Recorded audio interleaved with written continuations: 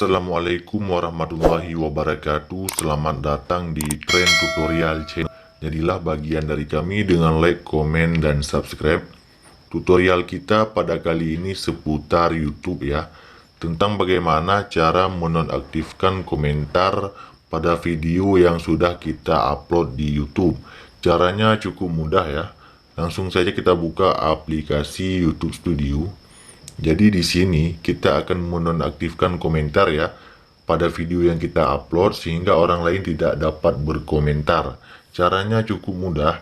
Masuk ke dalam aplikasi YouTube Studio, kemudian kita cari video mana yang ingin kita nonaktifkan komentarnya. Nah, kita ambil secara acak saja, misalkan video yang ini. Kita ingin agar di video yang ini orang tidak dapat berkomentar ya, dengan cara klik icon pensil di yang paling atas. Nah, di sini kawan-kawan, kalau sudah scroll ke bawah sampai muncul opsi lainnya, klik pada opsi lainnya untuk menonaktifkan komentar. Nah, di sini ada yang namanya komentar ya. Klik pada komentar.